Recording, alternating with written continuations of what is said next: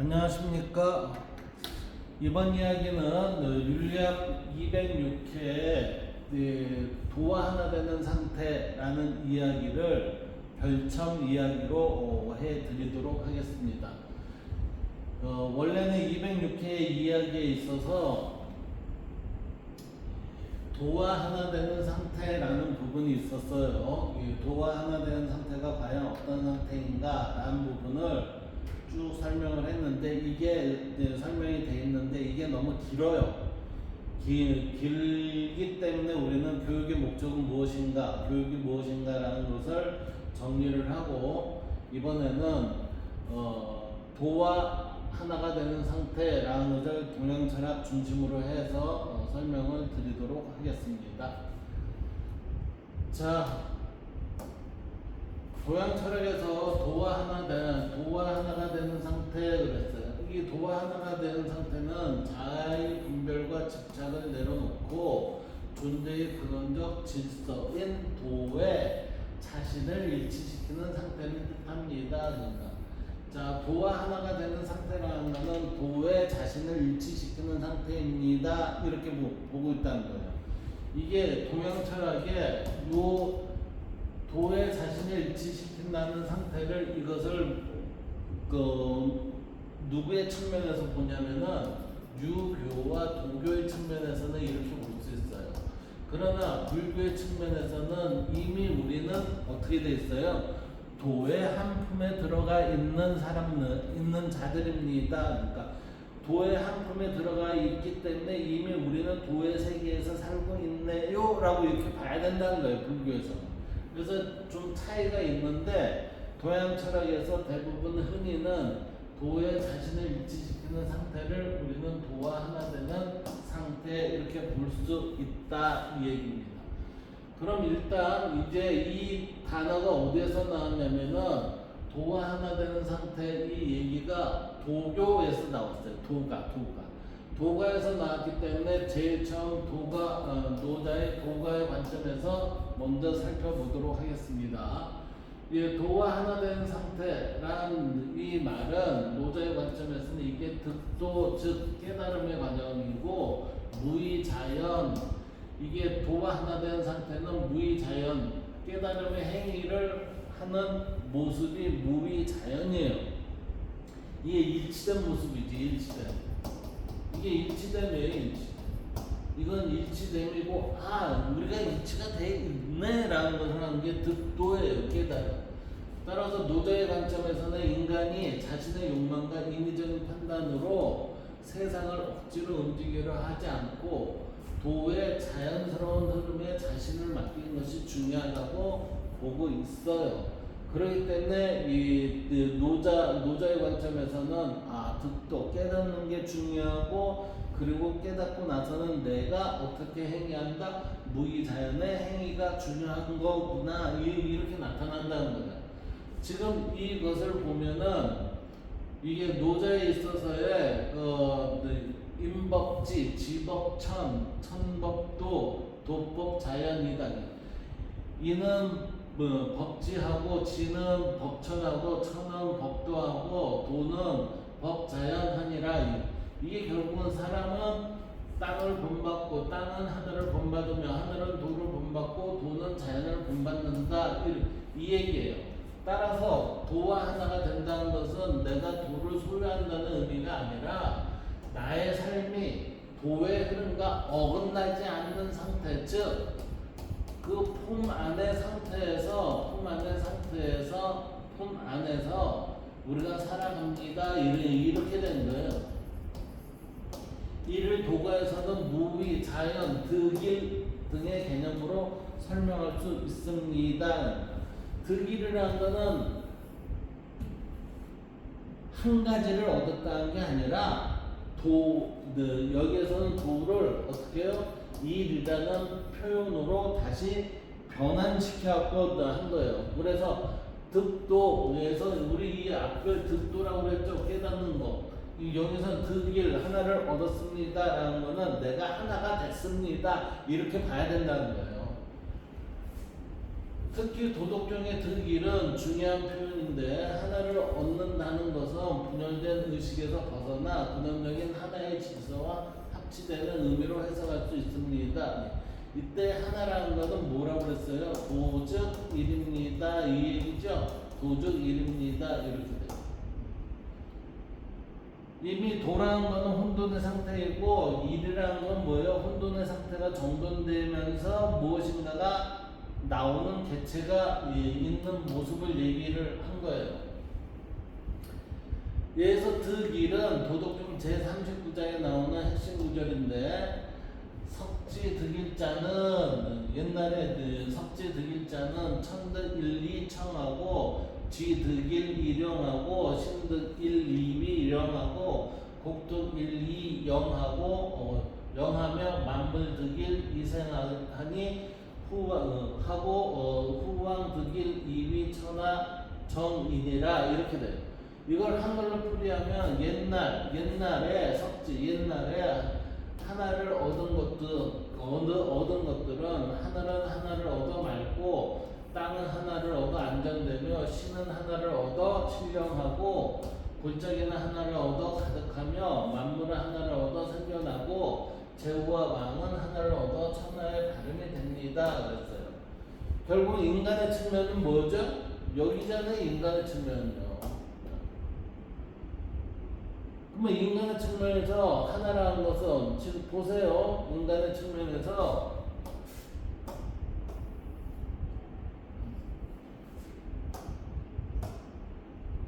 제후와 왕은 하나를 얻는 것은 천하의 발음이 됩니다. 그랬어요. 여기에서 일은 단순한 숫자 1을 의미하지 않습니다. 이 1이라는 것은 뭐를 얘기한다고 그랬어요? 도의 본래 모습을 얘기한다고 그랬어요. 이 도는 우리는 동의에서는 혼돈의 상태입니다. 혼돈의 상태에서 우리는 뭐가 정렬이 되면은 그것을 우리는 일이라 합니다. 따라서 도에서는 뭐라고 해요? 도생일, 일생이, 이생삼, 삼생만물 이렇게 얘기하잖아요. 이게 삼생만물 이런 식으로 얘기하잖아요. 그렇기 때문에 이때 도생일이라는 거는 유교 주제에 있어서의 유교 태극도에 따르면 이게 무극이고 무극이 태극입니다. 이렇게 되고 이 태극에서 만물이 나왔습니다. 여기에서 여기를 띄는 거죠. 이러한 일련의 과정의 것들을 왕필은 어떤 식으로 설명을 했냐면 왕필은 지금 도덕경 39장의 득일에 대한 주석에서 이를 수지시 물지극야고 각시 일물지생이고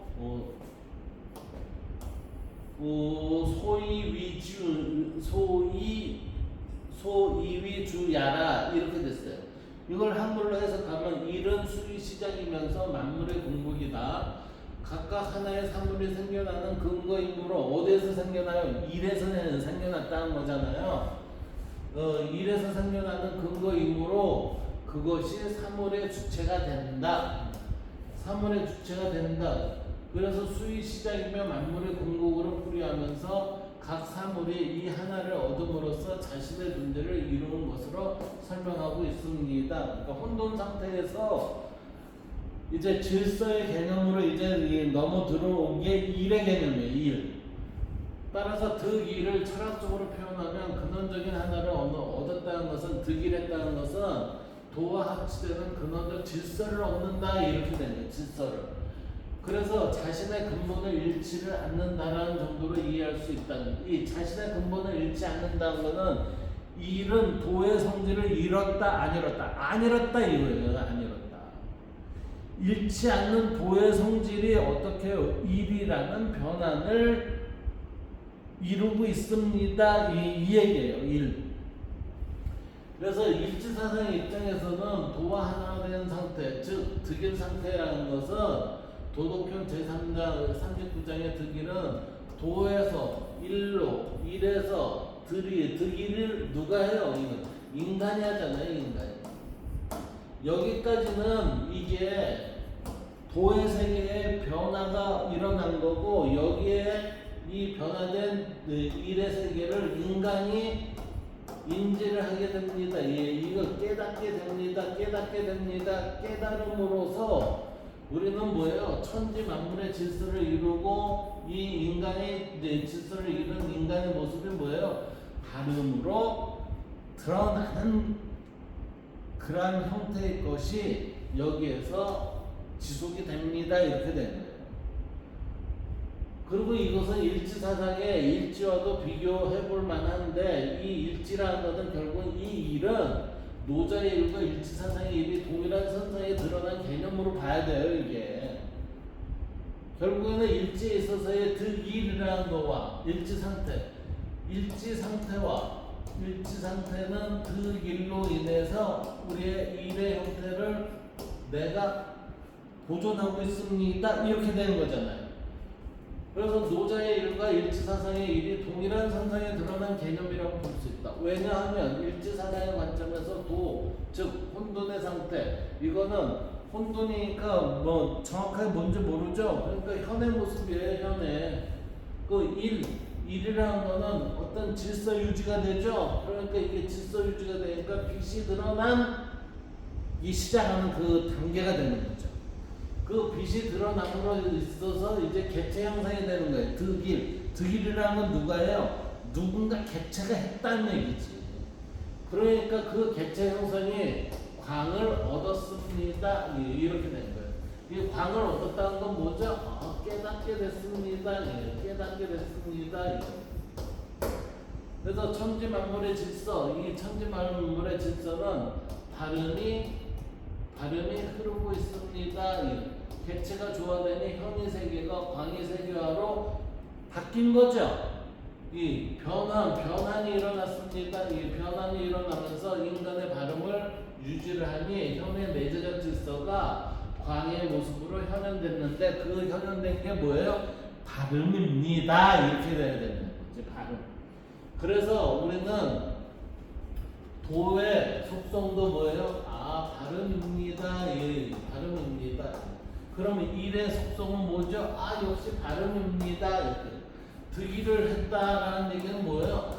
발음의 의미를 알았습니다. 이 얘기예요, 이게. 천지 만물의 질서라는 건 결국은 뭐죠? 발음이 유지되네. 이 얘기예요. 그래서 인간은 이 발음이 유지되는 건 내가 바르지 않은 발음은 상대가 바르게 보여요? 안 보이잖아요. 그러니까 인간이 발음을 유지하게 됩니다. 이렇게 되는 거예요. 두 번째는 이제 장자의 관점이에요. 장자의 관점은 무라양망과 이 좌망이라는 표현을 쓰는데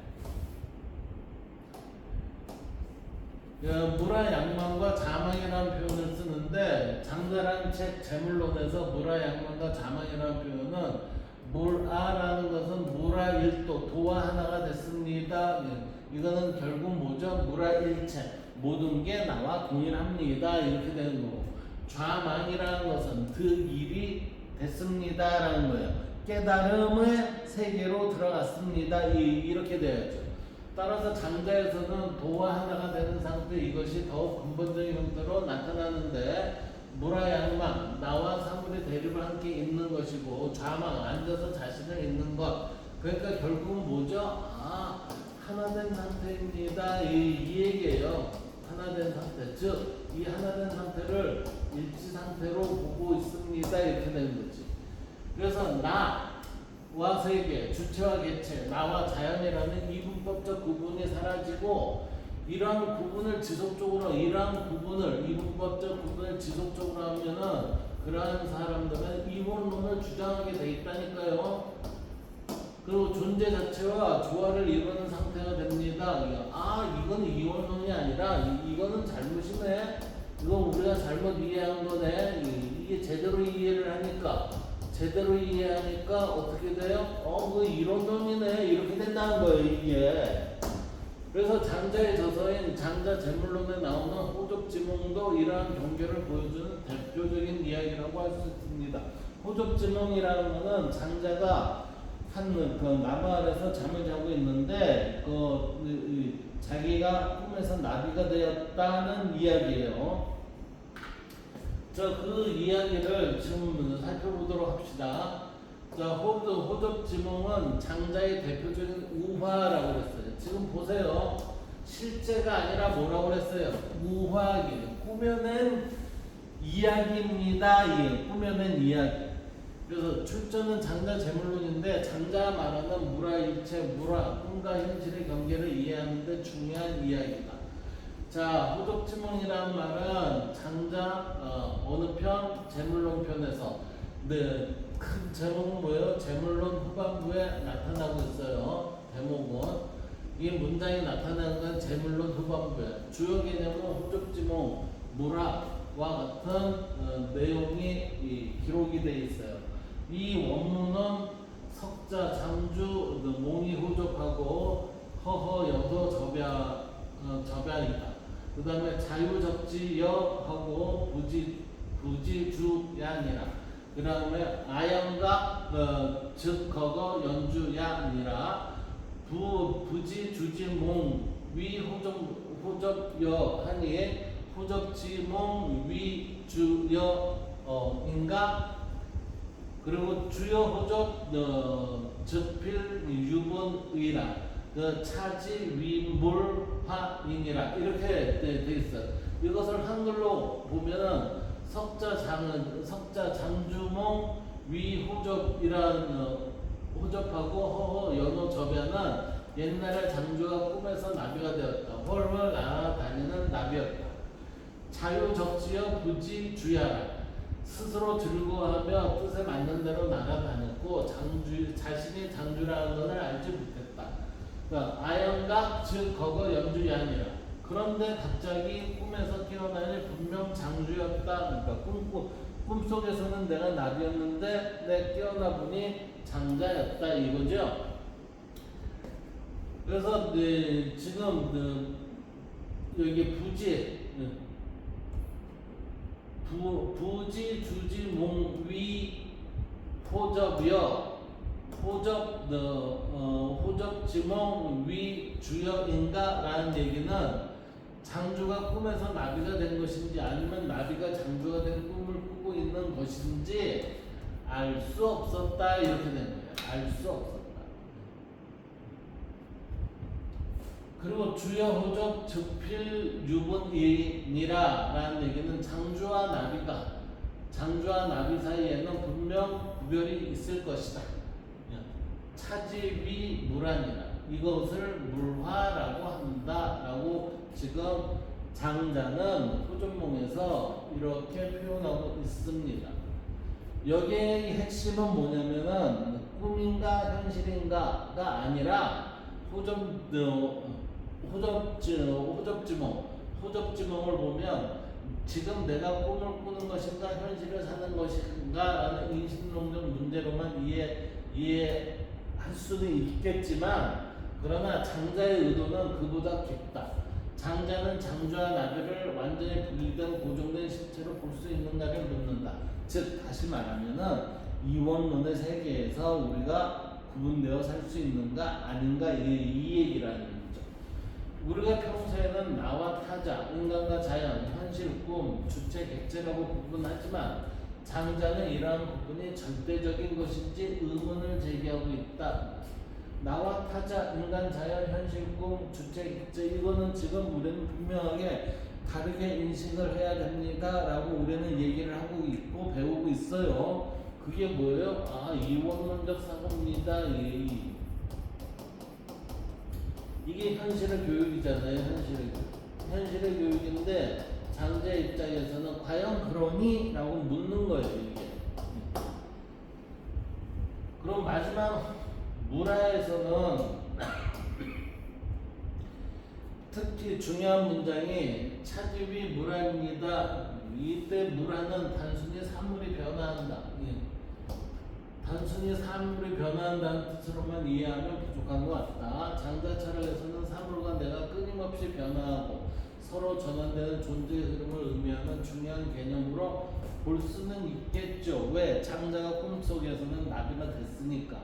그리고 꿈속에 나비가 내가 깨어나 보니 뭐죠? 나는 장자네 이렇게 되니 변화하고 서로 전환되는 존재의 흐름을 의미할 수 있을 수도 있다 이 얘기예요. 따라서 장자의 관점에서는 나는 나이고 나비는 나비다 라는 고정된 부분보다 나와 나비를 포함한 모든 존재는 끊임없이 변화하는 하나의 과정 속에 있다는 것 자체가 자체로 보는 것이 중요하다. 그러니까 나와 나비를 포함한 모든 존재는 끊임없이 변화하는 하나의 과정 속에 있다는 것 자체로 보는 것이 중요하다. 나의 모습은 언제든지 다른 것으로 화할 수 있다. 이렇게 보는 거죠. 그러나 생각이 끊긴 경지에서는 생각이 끊긴 경지 이게 뭐죠?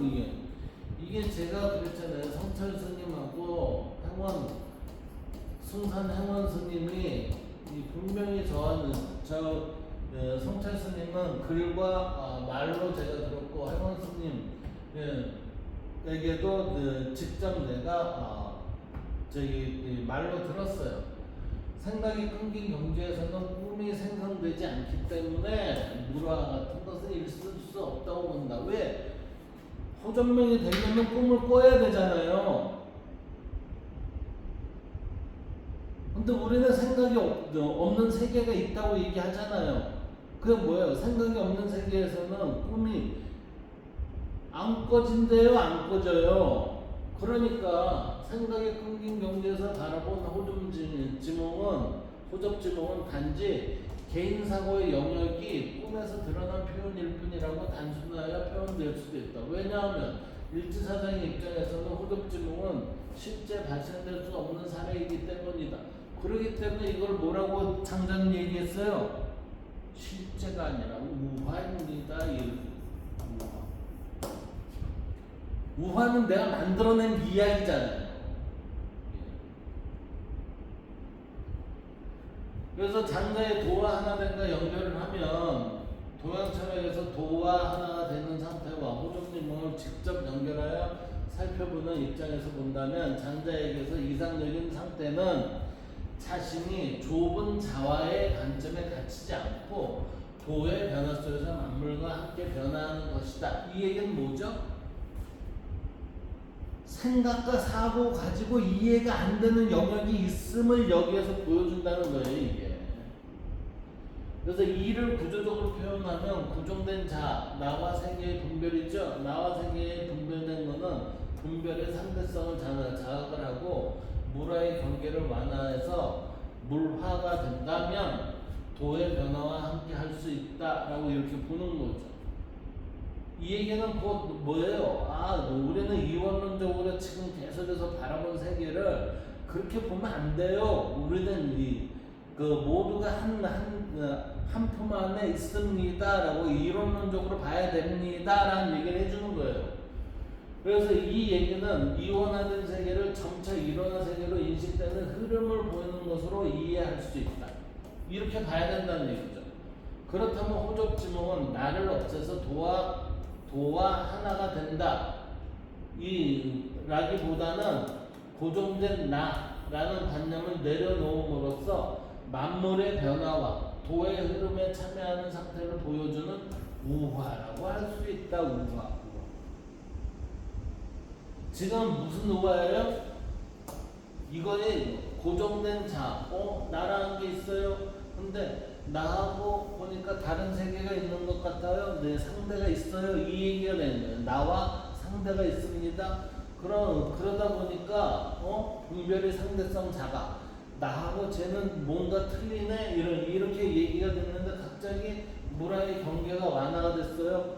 내가 그렇다면 지금 내가 이 현실에 내가 사는 나와 가만히 보니까 꿈속에서 내가 나비가 됐어요. 그러면 꿈속에 나비가 됐다는 거는 내가 나비로도 될 수 있는가? 라면서 그 세계의 모습에 나비인 내가 지금 현재의 나와 서로 다른 세계에 있어서의 모습에서 내가 존재가 가능한가? 이상하네 이 흐름이 있다는 거죠. 그게 경계의 완화를 하자는 거지. 그러다 보니 물화가 돼서 물화라는 거는 모든 게 같이 동일한 형태의 일치감이 됐습니다. 깨닫게 됐습니다. 이게 물화라는 거는 제가 보기에는 깨달음으로 해석을 해야 되지 않을까? 그러면 깨달음으로 해석이 되면은 도의 변화와 함께 한 것으로 이제 돌아왔다는 거죠. 그 얘기는 결국 이원적 세계가 잘못되고 이 세계는 뭐예요? 모두 공존하는 이론적인 세계이네 이렇게 본다는 거지.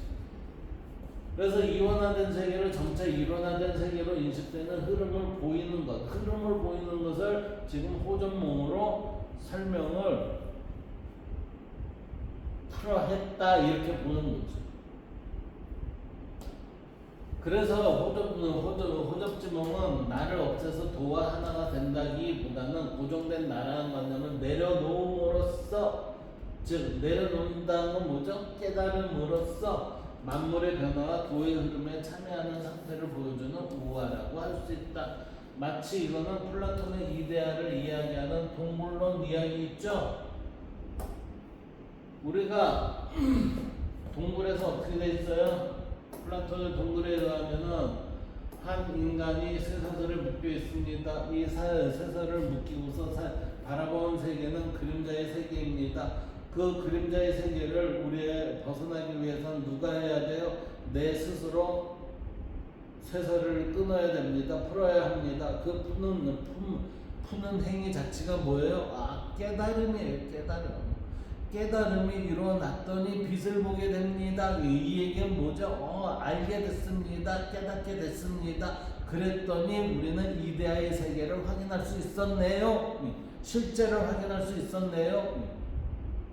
그 동물론이에요. 그래 플라톤의 동물론과 대비될 수 있는 것과 같다. 그러니까 이거는 플라톤의 동물론은 실제를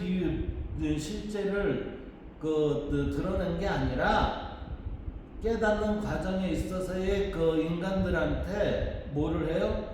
교육을 시키기 위한 하나의 비유였다 이렇게 봐야 되는 거지. 그러니까 이것을 일지사상과 연결하면 어때요? 일지사상과 비교하면 장자는 물화에 고정된 경계, 즉 뭐죠? 이원론의 세계에 이원론의 세계를 내려놓고 물화의 이론론의 세계에 들어감으로 볼 수 있다. 일지사상은 발음을 자각하고, 즉 하나의 이론론을 자각하고 일지의 지, 멈춤, 그측 이론론의 발음을 지켜나가는 것으로 발음을 보존함이라는 이해의 차이가 있다. 따라서 장자의 물화의 경계를 초월하는 자유와 일지사상의 발음을 보존하는 중심을 비교하면 동양 철학에서 자유와 중심이라는 서로 다른 표현이지만 그 근원은 일지에 따른 자유와 일지를 지켜나가는 삶은 동일한 모습으로 살펴볼 수 있겠다. 깨달은 상태의 모습을 제대로 봤을 때 물화라는 게 일어나고 우리는 일지 상태의 모습이 일어나고 그 다음에 이데아의 빛을 보게 된 것, 이 모든 것은 뭐예요? 같은 표현이었었다 이렇게 봐야 된다는 거죠. 자 이제 육아의 관점 봅시다. 육아의 관점은 천인합일. 이거는 육아에서는 도와 하나됨을 천인합일이라는 방향에서 이해할 수 있습니다. 그러니까 도와 내가 하나가 됐다 이거죠. 그러니까 이 얘기는 뭐예요? 여기에서 보면은 노자 입장에서 보면 득입이 됐습니다 이 얘기예요. 인간이 자신의 본성을 바르게 회복하고 천리에 따라 살아갈 때 하늘의 질서, 인간의 본성, 인간의 행위가 일치하게 됩니다. 이때의 일치의 속성은 뭐예요? 발음인 모습이 됩니다. 그러니까 이게 천에는 발음의 질서가 있습니다. 인간은 발음의 속성을 지니고 있습니다. 보존하고 있습니다. 발음의 보존은 우리의 발음의 실천으로 드러나게 됩니다. 이렇게 되는 거예요. 그러니까 발음이 지속적으로 흘러오는 거죠. 특히 중용의 천명주의성, 솔선주의도는 하늘에 부여한 것을 성이라 하고 이 성에는 뭐가 있어요? 아, 발음의 속성이 있습니다. 발음의 속성을 우리는 나이 내부에서는 뭐로 보존돼요? 선이라는 것으로 보존이 되고 있습니다. 이렇게 되는 거예요. 이 본성을 따르는 것은 도라고 한다는 뜻이다. 따라서 육아에서 도와 하나가 되는 것은 자아를 없애는 것이라기보다 자신의 본성을 온전히 실현하여 천지와 일체하는 것으로 볼 수 있다. 자, 불교의 관점. 불교의 관점은 도와 하나라는 표현.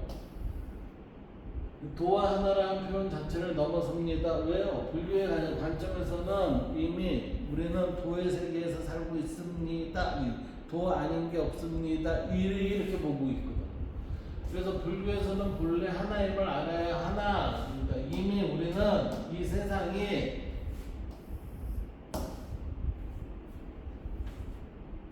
정토임을 알아야 하나. 유형에 고정된 실체로서의 나와 무형에 고정된 실체로서의 도를 상정하고 둘이 합쳐진다고 설명하기보다는 나와 세계를 분리해서 붙잡는 집착, 그 다음에 집착 자체를 내려놓는 것, 즉 깨달음을 강조합니다. 지금 나와 세계를 분리를 했어요. 무명이 분리를 했습니다. 이 무명이 분리했다는 것은 고통과 뭐예요? 집착으로 인해서 내가 분리를 했습니다. 이것을 뭐라고 그랬어요? 어리석음이라고 그랬죠?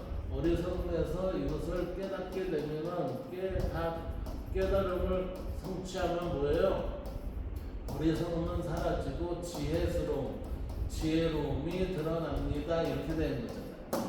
그래서 불교의 공, 무와 영기의 관점에서는 내가 도와 하나가 된다는 분별에서 나온 것보다는 나와 도라는 분별 자체가 사라지죠.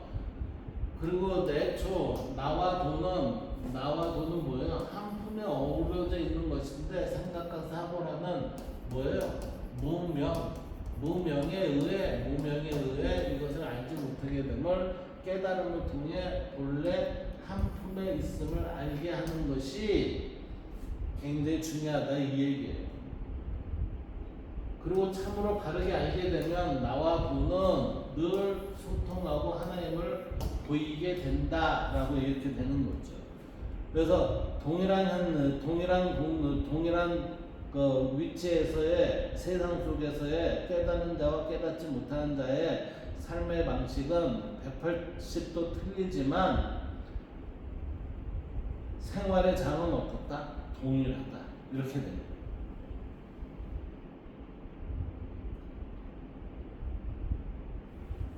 자, 이제 동양 철학의 전체를 관통해서 보면 도와 하나라는 표현을 관통해서 보면 이렇게 표현할 수 있어요. 하나의 구조로 동양 철학에 나타난 도와 하나 되는 것을 하나의 구조로 정리하면 다음과 같이 볼 수 있다. 분별하는 자라는 건 결국은 뭐죠? 무명의 세계에 빠진 자, 무명 세계에 빠진 자. 결국은 뭐가 돼요? 고통과 집착이 일어납니다. 그러다 보니 자아와 세계가 분리가 돼서 이것을 뭐예요? 이원론 세계입니다. 이원적인 세계로 우리는 알고 지냅니다.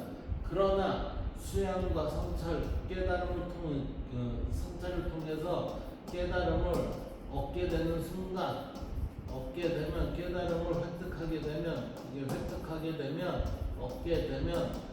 분별과 집착이 사라집니다. 사라짐으로 인해서 자연천리 도와 합치가 되죠. 이러한 합치된 세상을 우리는 천인합일 무라양만 무의자연 무과의 세계에 사는 것처럼 됩니다. 이렇게 됩니다. 따라서 이 세계를 우리는 기독교적으로 얘기하면 천국입니다. 그러면 천국은 다른 데 있어요? 아니요, 여기에요. 깨닫지 못하니까 여기가 천국이 아니라고 하는 거지. 그러니까 천국이 지금 오염이 됐잖아요. 오염됐으니까 이것을 계속해서 천국을 유지하기 위해서 뭐를 해요?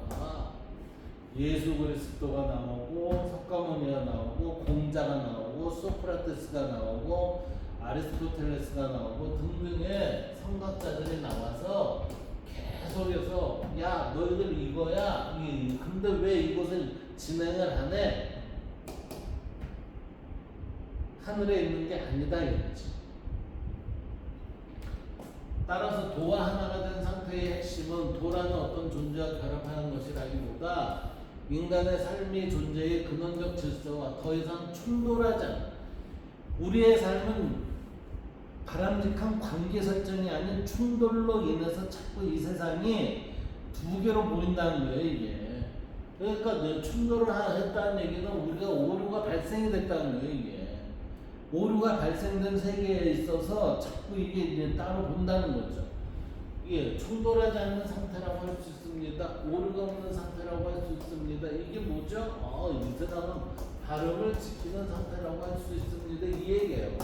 이를 일지사상의 관점에서 연결하면 일지사상에서 지를 멈춤이 아니라 발음을 보존하는 중심으로 본다면 도, 정, 지, 갑, 행이라는 구조로 이해할 수 있습니다.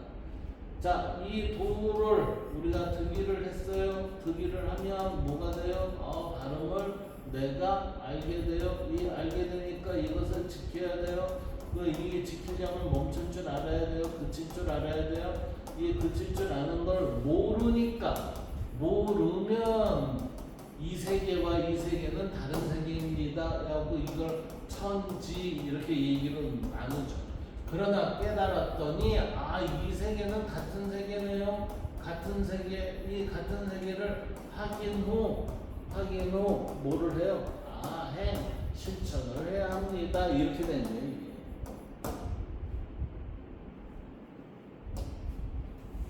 그래서 도정지각행이라는 구조를 이해할 수가 있다. 즉 도가 하나가 된다는 것은 내가 도가 되는 것이 아니라 나의 마음과 행위가 도의 발음에서 벗어나지 않도록 그치는 상태라고 해석할 수 있다. 그래서 나의 마음과 행위가 마음으로 인해서 행위가 드러나죠. 따라서 누가 그랬죠? 원효스님. 원효성사께서 뭐라고 그랬어요? 이 세상은 뭐 아님이 없다. 마음이 아님이 없다. 이래서 이 얘기가 나온 거예요. 이렇게 보면 동양철학의 천인합을 득일 무의자의 무라 양막 일지사상의 일지 사이에 상당히 중요한 철학적 연결점을 살펴볼 수 있게 됩니다. 결국에는 이게 뭐죠? 서로의 이 교육의 해법이 틀려진다는 거예요. 동일한 내용을 그 시대의 사람들한테 가르치기 위한 교육의 해법이 달라짐을 여기에서 살펴볼 수 있습니다. 이 얘기예요. 자, 오늘은 여기까지 하겠습니다. 감사합니다.